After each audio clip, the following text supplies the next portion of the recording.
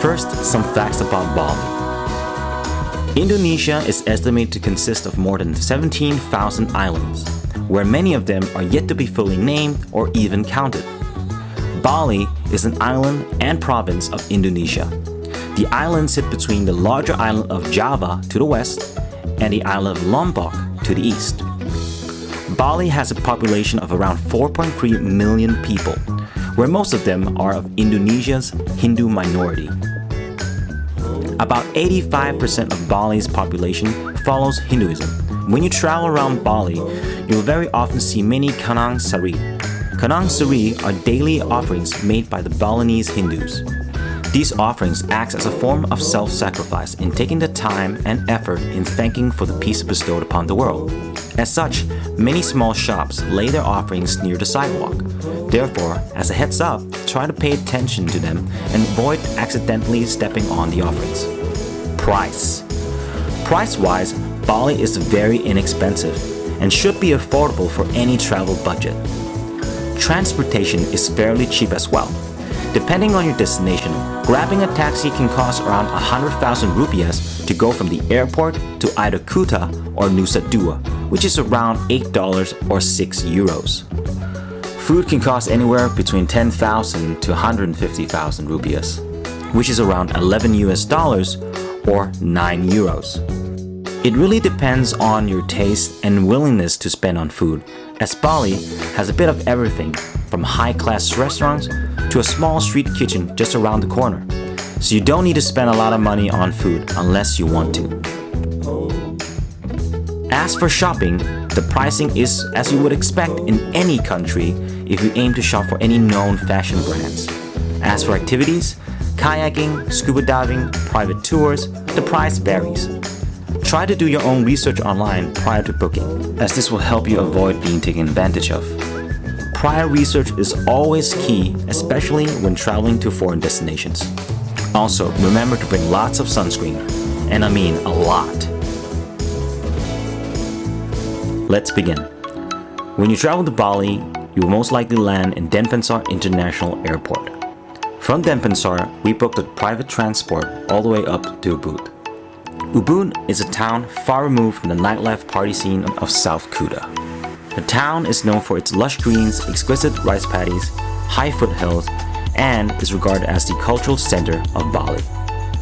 We suggest spending around 2 to 3 days in Ubud, as that will provide you with ample amount of time to explore what Ubud has to offer. First, I recommend going down to the town center for some sightseeing. Here you'll be able to visit some of the many temples in the region. In addition, I recommend going down to the local market of Ubud. Here you can find many different arts and crafts, sarongs, which will make a perfect little souvenir.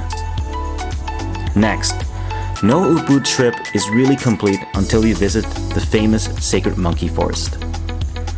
As the forest consists of monkeys running around, it's important to note that the monkeys are still wild animals and therefore can act unpredictably. You should definitely take a walk through the Kabuhan Ridge Walk. On the trail, you get to enjoy lush green scenery such as rice paddies, dense jungle, and small tea houses.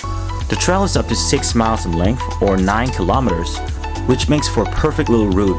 When in Ubud or anywhere in Bali really, I highly recommend renting a scooter. A scooter allows you to travel freely around the region and it's super affordable. The price of renting a scooter is usually around 50,000 rupiahs per day, which is around $4 or 3 euros. If you plan to rent for a week or even longer, you can usually negotiate for a much cheaper price. With our scooter, we decided to visit some of the nearby waterfalls. First on the list was Tekunangan Waterfall. This is perhaps the most well-known in the region and also the most crowded. Get here early to avoid the crowd. I recommend climbing the flight of stairs right next to the waterfall to get to the top, where you'll be greeted with a scene of man-made rock monuments and a nice little stream for you to dip your toes in. Next, we went to perhaps the most beautiful and by far my personal favorite, Tibu Mana Waterfall. Tibu Mana Waterfall is a bit on the off-beaten track. It's therefore a little tricky to find a place, as we found out. Try to ask the young locals for directions and try to look carefully for signs pointing towards the waterfall. If successful, you will be rewarded with one of the most scenic waterfalls on the island. It's important to point out that it costs a small fee to gain access to any of the waterfalls in the region. After Ubud, we booked a transfer to Padang Bay on the eastern side of the island. Here, we booked a fast boat to the Gili Islands and decided to stay at the largest of 3 islands, Gili T. Gili T is the most developed of the 3 islands and is also known for its party scene. If you're looking for a more secluded and more peaceful experience, Gili Air may just be the island for you. We stayed in Gili T for 3 days, which in my opinion is sufficient time to experience what the island has to offer.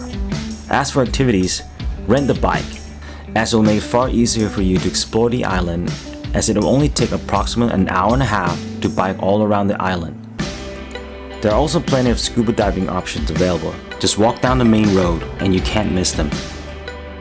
If there's one thing you definitely need to check out, it would have to be the night market.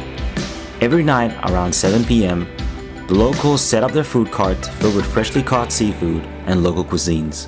If you're up for experiencing some local food with a nice cold bintang, the night market is made for you. After Gili T, we went back to the island of Bali, where we booked a transport from Padang Bay to Seminyak. Seminyak is regarded as a suburb of Kuta and very popular amongst expats, with plenty of luxury hotels, high-class restaurants, and high-end shopping opportunities. If you want to experience a more luxurious environment in Bali, then Seminyak is the perfect location. However, if you're on a budget and you're mostly interested in the party scene, then Legian or Kuta may be more in your alleyway.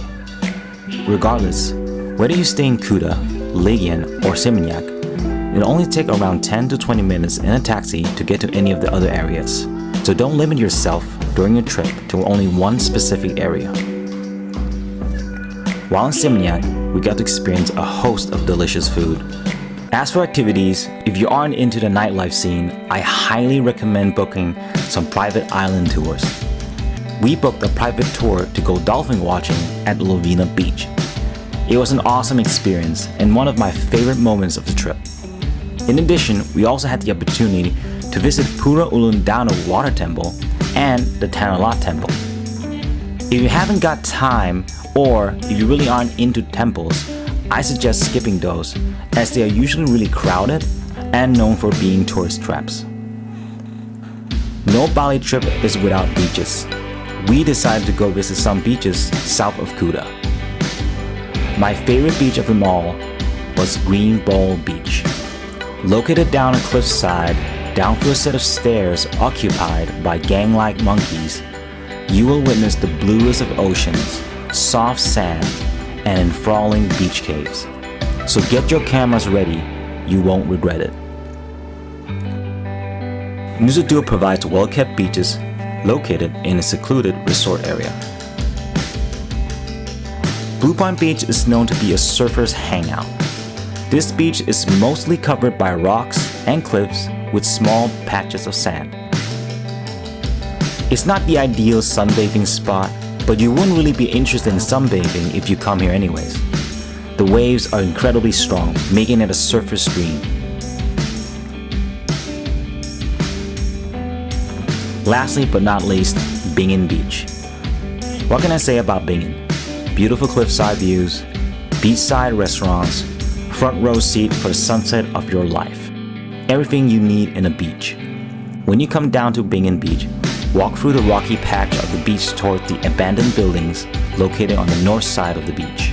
Here, the beach is a lot more secluded. You'll be able to find some nice and soft sand to lay on while waiting for the sunset to arrive.